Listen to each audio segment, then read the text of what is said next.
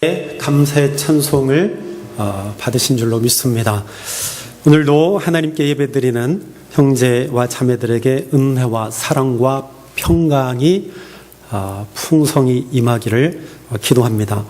예수님을 기다리며 희망으로 사는 형제 자매들의 마음 가운데 하나님이 항상 지켜주시고 우리 믿음을 항상 견고하게 해 주시기를 기도합니다. 항상 우리의 삶이 주님께서 주시는 은혜로 말미암아 풍성한 삶, 열매 맺는 삶이 날마다 되기를 기도합니다. 오늘 본문에 보면 본문 9절에 형제들아 그렇게 부르고 있습니다. 형제들아. 바울은 그의 서신 여러 곳에서 이 호칭을 자주 사용하고 있는 것을 볼 수 있습니다. 형제들아.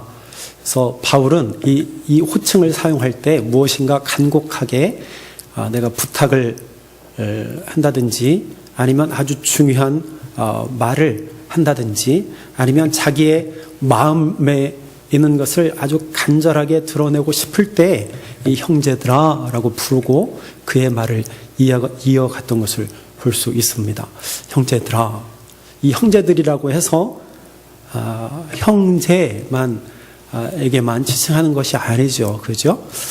여기에는 모두가 포함이 되어져 있습니다. 형제들아, 성도들아, 자매들아, 여러분들이요 들어보십시오. 그렇게 바울은 형제들아 부르기를 즐겨 했습니다. 본문에서 바울이 말한 이 형제들이 누구일까요? 그들은 바로 데살로니가 교회의 성도들을 가리킵니다. 이 형제들은 데살로니가 교회의 성도들을 가리킵니다. 데살로니가 전후서는 바울이 데살로니가에 있는 성도들에게 보낸 서신입니다. 데살로니가는 마케도니아 지방의 수도였습니다. 지금의 그리스입니다. 그리고 로마 제국에 있어서 매우 중요한 도시 중에 한 곳이었습니다. 바울이 2차 전도 여행 때 빌립보에서 전도를 하고 그곳에서 어려움을 당하고 옮긴 곳이 바로 이 데살로니가 지역이었습니다. 그래서 그 데살로니가 지역에서 바울이 복음을 증거했습니다. 그리고 3주 동안 복음을 열심히 증거하고 떠나고 난 이후에 데살로니가 전후서의 서신을 써서 그 교회에 보내게 됩니다. 바울은 이 서신을 그들에게 보내면서 성도들에게 성도들을 위로하고 권면하고 또 그들에게 용기를 주고 그들을 칭찬하는 것을 아끼지 않았습니다. 특히 데살로니가 교회에 예수님께서 곧 오시리라 하는 말씀에 의지하여서 열심히 기다리고 있었어요. 그런데 예수님이 오시지 않는 것으로 인하여서 약간의 혼란이 일기 시작했습니다. 그것이 바로 재림의 문제였습니다. 그래서 바울은 이 재림에 대한 교훈과 재림을 기다리는 성도들의 올바른 신앙 자세에 대해서 그들에게 가르치는 그리고 교훈하는 내용이 바로 이 데살로니가 전서와 후서의 내용입니다. 오늘 우리가 읽은 이 본문은 바울이 데살로니가에서 복음을 전했을 그 당시를 회상하는 그러한 부분입니다. 바울이 여러 곳을 돌아다니면서 즉 여행을 한 목적이 있었어요. 그것은 바로 복음을 증거하기 위해서입니다. 바울은 아시아에서 복음도 증거하고 그리고 성령에 이끌려서 이제 유럽 지역으로 건너가게 되죠. 그러면서 유럽의 최초의 교회가 빌립보에서 생겨나게 되고 데살로니가 그리고 여러 지역에 이제 교회가 들어서게 되었습니다. 바울은 방문하는 곳곳마다 그냥 방문한 것이 아니고 분명한 목적, 즉 복음을 증거하기 위해서 그는 전도 여행을 떠났습니다.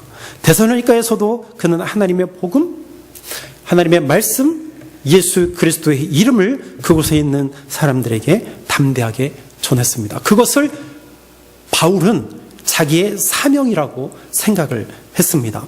내가 받은 이 사명, 바울이 받은 사명은요, 바울이 다메섹 도상에서 예수님으로부터 직접 받은 그 사명입니다. 하나님은 바울을 이방인을 위해서 선택하신 이방인의 사도입니다. 하나님은 바울을 택하시고 그에게 교육하시고 그리고 그를 이방인에게 보내셔서 복음을 증거하게 하셨습니다.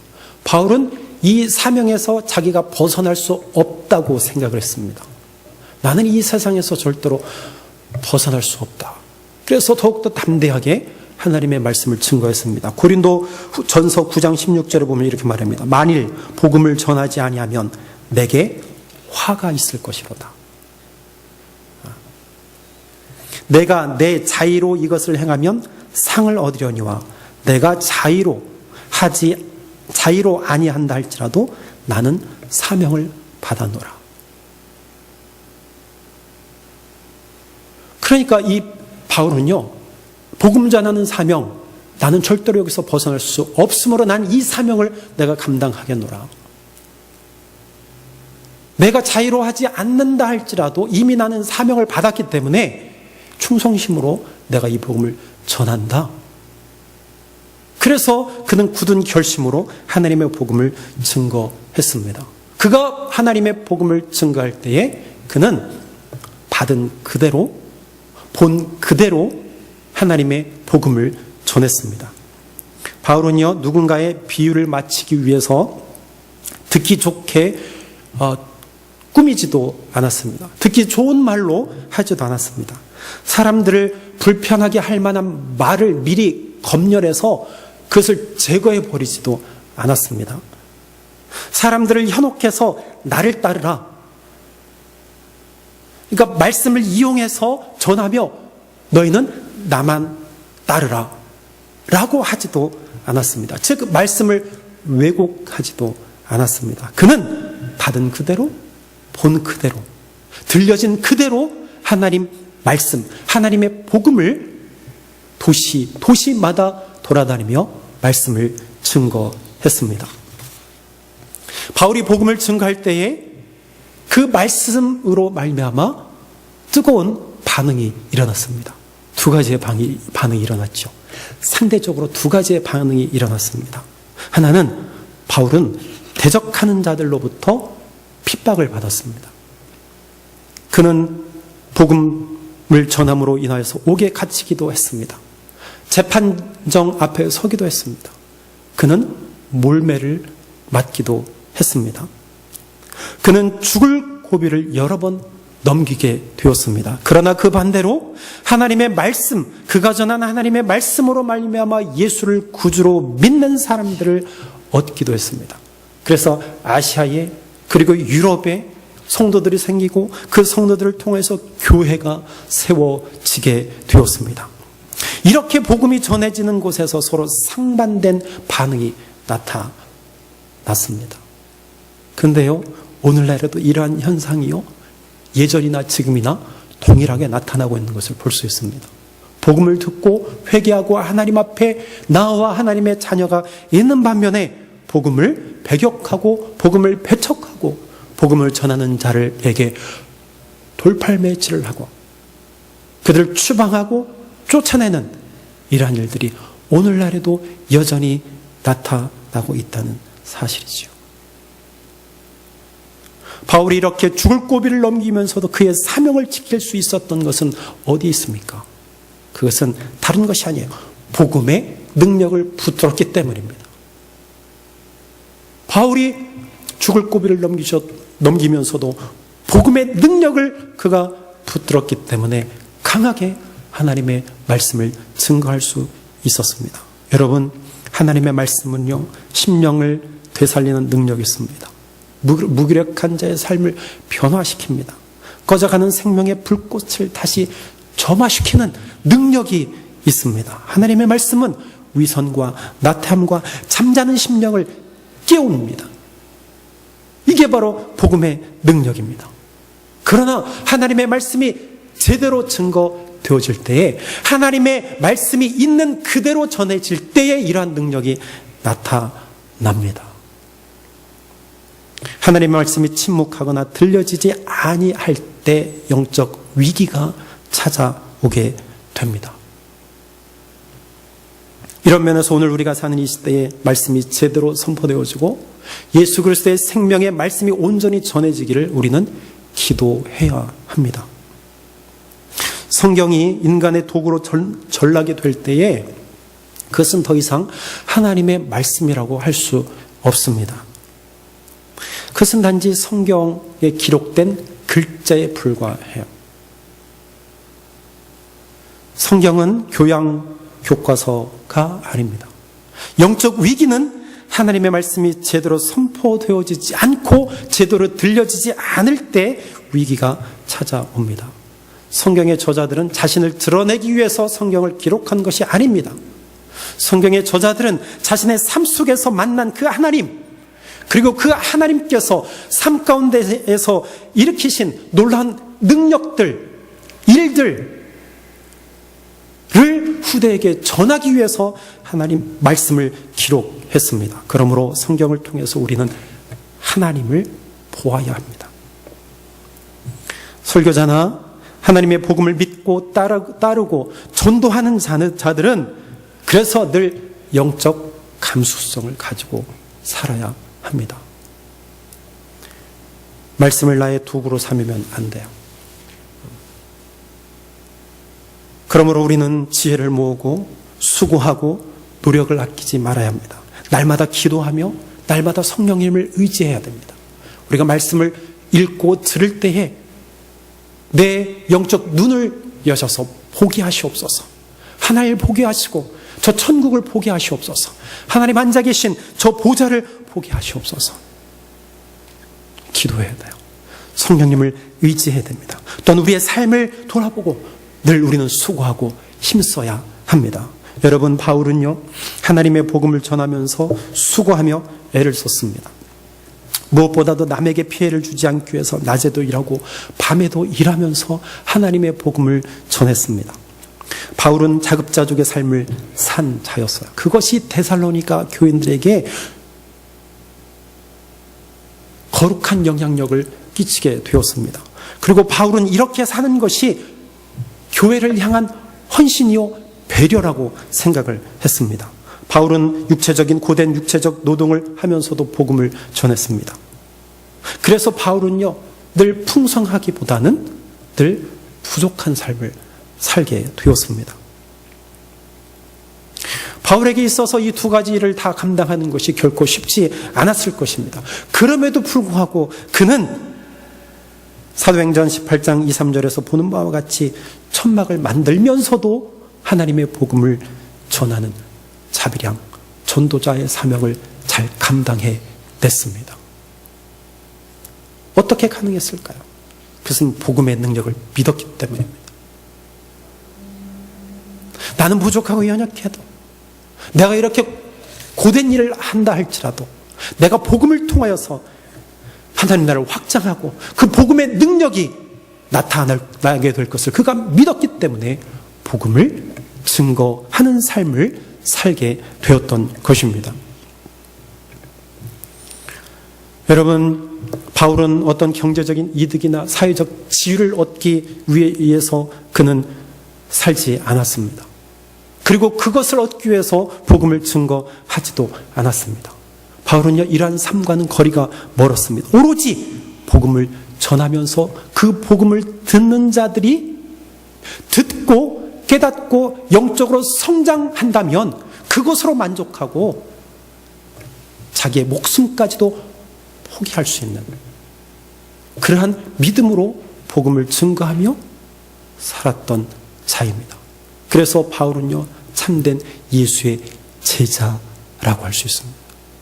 참된 제자의 삶을 살았습니다. 바울은요, 스스로 믿음의 본이 되기 위해서 애쓰고 힘썼습니다. 복음을 듣는 사람들이 혹시 실족하지 않을까 조심스럽게 생활을 했습니다.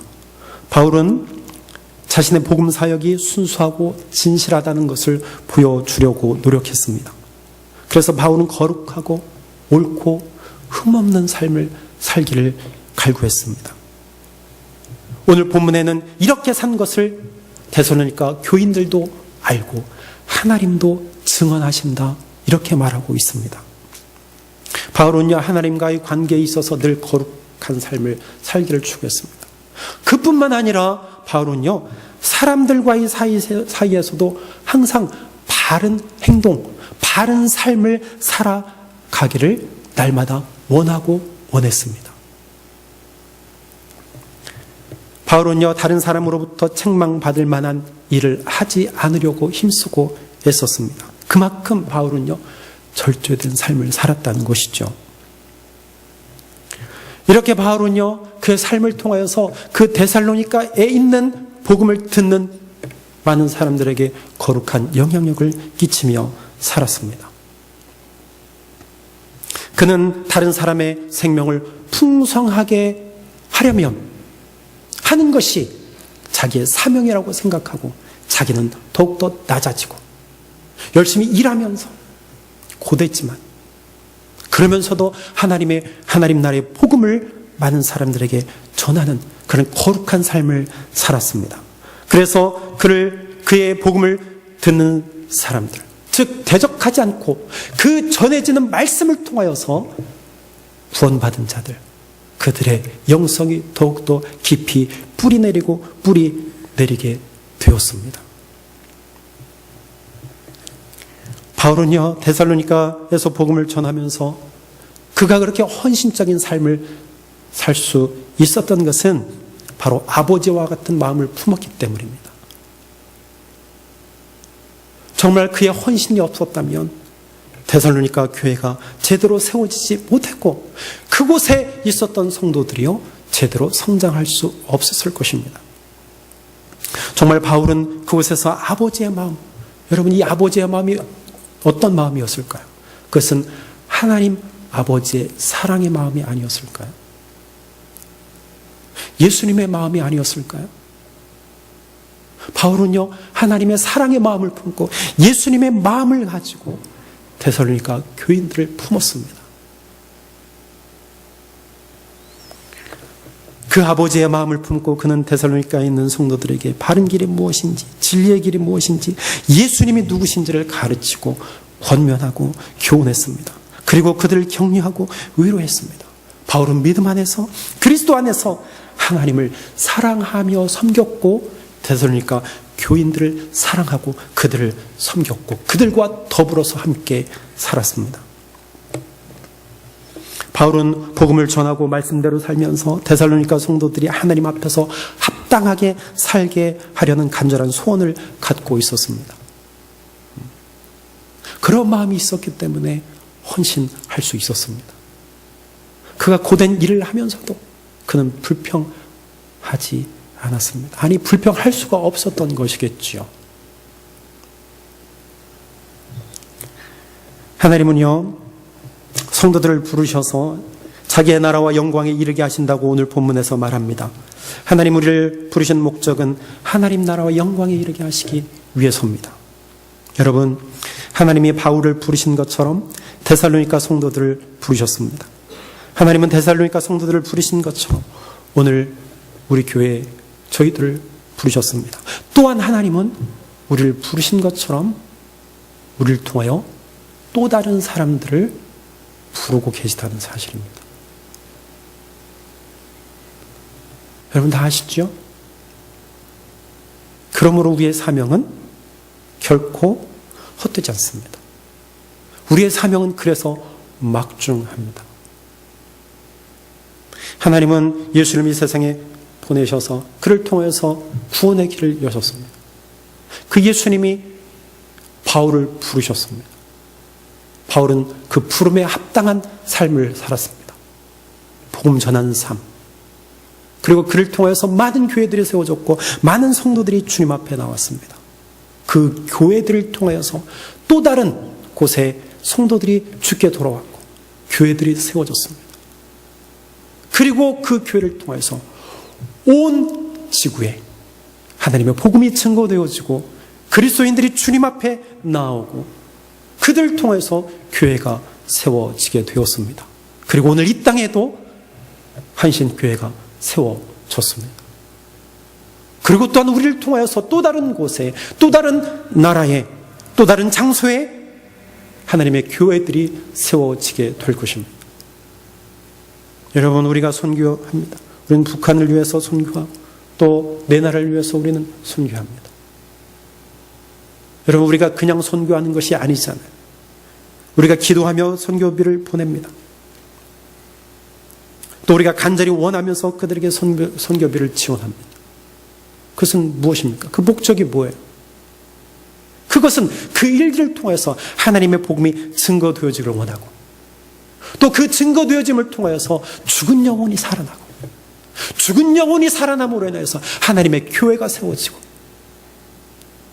그래서 그곳이 천국이 되어지고 그곳이 하나님 나라가 되어지기를 원하면서 우리는 선교비를 보내고 있습니다.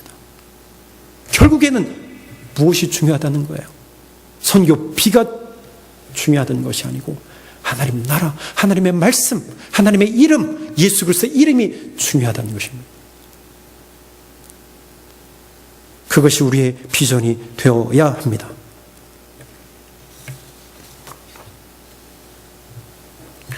또한 바울은요, 데살로니가 성도들이 수고하고 애쓰며 전한 복음을 사람의 말이 아니라 하나님의 말씀으로 받은 것을 두고 하나님 앞에 끊임없이 감사했습니다. 여기서 끊임없이라는 말은 계속해서라는 의미가 있죠. 계속해서. 바울은요, 데살로니가에 있는 성도들을 위해서 하나님께 기도할 때마다 감사했습니다. 날마다 기억하며 기도했습니다.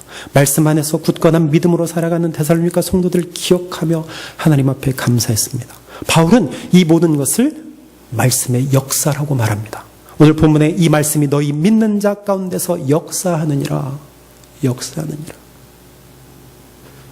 그들이 바울이 전한 말씀을 제대로 받아들여서, 믿음으로 받아들여서 그 말씀이 그들 가운데, 그들의 삶 가운데 역사가 일어났습니다. 그래서 사람의 말로 듣지 아니하고 하나님의 말씀으로 들음으로 말미암아 그들의 삶이 풍성한 삶이 되었어요. 능력이 나타나는 삶이 되었습니다. 여러분, 말씀을 믿는 자에게는 하나님의 놀라운 일들이 나타납니다. 하나님은 믿는 자에게서 하나님의 일을 행하십니다. 믿고 사모하는 자에게서 하나님의 능력이 나타납니다. 믿음으로 예수님의 옷을 만졌던 혈루증 앓는 여인은 믿음으로 옷을 만지는 즉시 혈루증이 멈추게 되었습니다. 예수님은 그 순간 내 능력이 나간 것을 아시고 뒤돌아보셨어요. 믿는 자에게 능력이 나타납니다. 믿는 자에게서 하나님은 역사하십니다. 데살로니가 성도들은요, 바울이 전한 말씀을 하나님의 말씀으로 받았습니다. 여러분, 하나님의 말씀은요, 우리의 심령을 깨웁니다. 새로운 세상을 보게 합니다. 예수님의 생명으로 살게 합니다. 오고 있는 하나님의 나라를 보게 합니다. 순종이 무엇이고 섬김이 무엇이고 사랑이 무엇인지를 알게 합니다. 그리고 하나님의 말씀을 받은 사람은 비록 내가 연약하고 실수가 많다 할지라도, 부족하다 할지라도 서 있는 그 자리에서 최선을 다해서 하나님의 뜻을 이루어 나가려고 노력합니다. 경건의 모양뿐만 아니라 경건의 능력으로 살고 또한 감사하며 살아갑니다. 하나님의 말씀으로 받는 자가 그렇게 산다라는 거예요.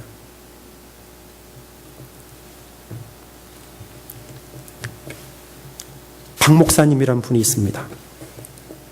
이분이 오랫동안 서울 어느 교회에서 부격자성을 하다가 때가 되어서 교회를 개척하려고 결심하고 준비를 하게 되었습니다. 섬기는 담임 목사님에게 저 이제 사임하고 개척을 하겠습니다. 그렇게 이야기를 했습니다. 그리고 기도하면서 개척할 곳을 찾았는데 한국의 강원도 강릉이었습니다. 서울에서 강릉을 여러 번 왕래하면서 답사를 했습니다. 개척 준비가 차근차근 진행이 잘 되어져 가고 있었습니다.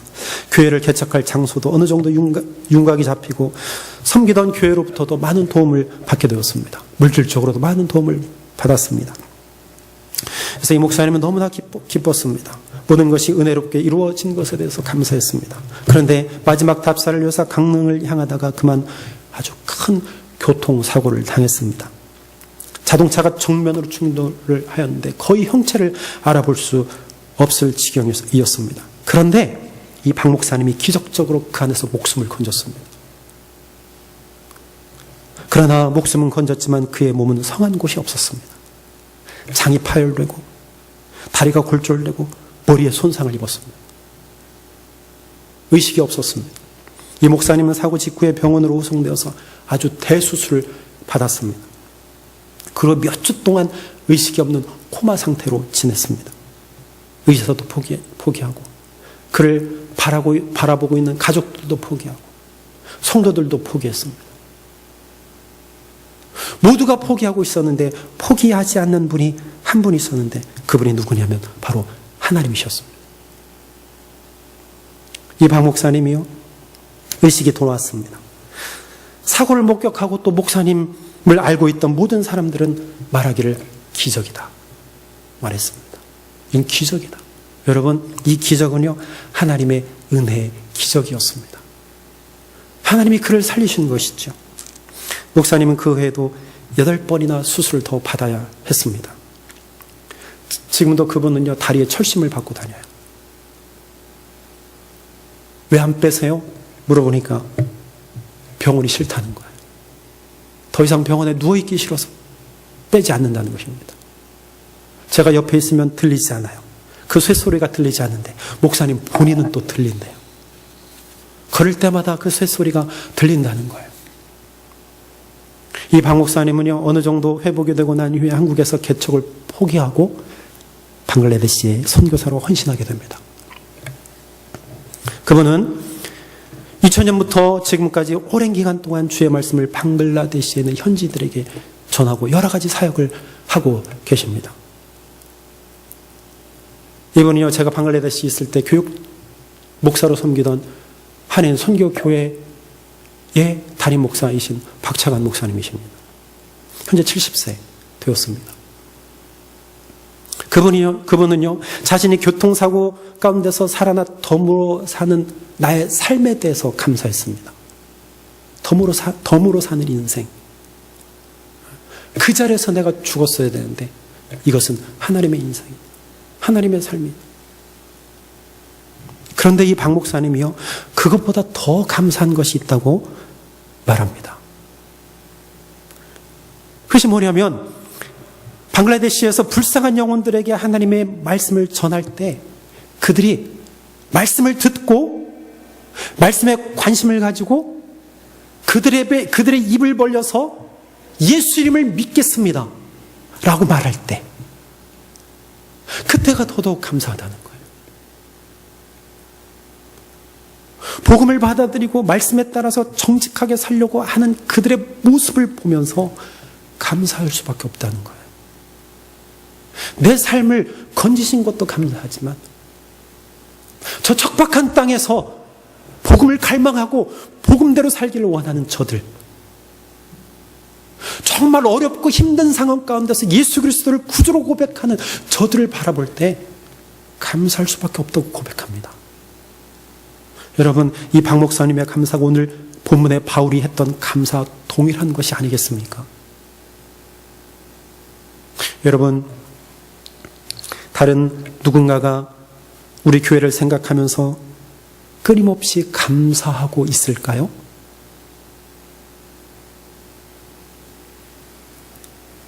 조금 바꾸어서 말하면 다른 누군가에게 감사할 수 있는 조건을 만들어 주고 있는가를 한번 생각해 봅시다.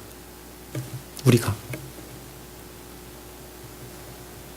하나님의 말씀을 받아서 말씀대로 순종하고 온전하고 흠이 없는 거룩한 삶을 살아가고 있다고 생각하십니까? 척박하고 현기증 나는 세상에서 복음의 기치를 붙들고 담대한 믿음으로 살아가고 있습니까? 눈물을 흘리면서 복음의 씨앗을 뿌리고 있습니까? 서로가 서로를 위해서 기도하고 권면하고 위로하는 생명 공동체로 세워져 가고 있습니까? 다른 교회가 아니고 우리 한신교회가 이러한 질문에 예라고 대답할 수 있다면 우리 교회를 그 누군가는 기억하고 지금 감사의 기도를 하나님 앞에 드리고 있을 것입니다. 어떠십니까? 여러분 어떻게 대답하십니까? 이해라고 대답하십니까? 아니면 뭐뭐 하십니까? 아니면 아니요라고 대답하십니까? 오늘 우리에게 감사의 조건들이 많이 있다고 한다면 그 누군가가 정말 감사의 기도를 드리고 있을 거야 라고 우리가 자신한다면 이제는 우리도 지체들을 바라보면서 서로 감사할 수 있어야 됩니다. 맞잖아요. 그죠? 하나님의 말씀을 전적으로 의지하고 순종하며 충성된 삶을 살아가면서 날마다 감사가 넘쳐야 돼요. 그런 삶을 살아가고 있어서 누군가 우리 교회를 기억하면서 감사의 기도를 드린다면 우리도 감사의 기도를 드릴 수 있다는 얘기예요. 왜냐하면 우리가 그렇게 살고 있기 때문에. 그러나 그런 마음을 품지 않고 날마다 불평하고 무엇 때문에 안 돼, 저것 때문에 안 돼, 이것 때문에 안 돼 라고 이야기하면 감사가 없는 것이죠. 뿐만 아니라 다른 누군가, 우리 교회를 기억하는 누군가도 감사할 수 없는 거죠. 여러분, 복음은요, 우리의 삶을 변화시킵니다. 그리고 감사하게 합니다. 우리 교회와 가정과 민족과 나라가 감사의 조건들이 많아지길 바랍니다. 우리 교회에요, 감사의 조건들이 지금보다 더 많아졌으면 좋겠습니다. 그러기 위해서는 우리가 그런 삶을 살아야 되는 것입니다. 말씀을 사람의 말로 받지 아니하고 하나님의 말씀으로 받는 거예요. 또 그 말씀을 내가 의지하고 그 능력을 전적으로 의지하는 삶을 사는 것입니다. 내 생명을 하나님 앞에 완전히 내어 맡기고 사는 것입니다. 내 생명, 내 삶을 하나님께 거는 거예요. 그렇게 살 때 우리는 더욱더 낮아질 수 있고 겸손할 수 있고 순종의 삶을 살 수 있어요. 그곳에서 감사가 나올 수 있습니다. 그렇지 않으면 감사가 나오지 않아요. 나올 수가 없습니다. 처음부터 잘못되어져서 내려왔기 때문에 감사의 삶이 될 수 없는 것이죠. 그러나 우리가 하나님의 말씀을 사람의 말로 받지 않고 하나님의 말씀으로 받고 말씀대로 살고 말씀 따라 살면 결국에는 감사가 넘치게 됩니다.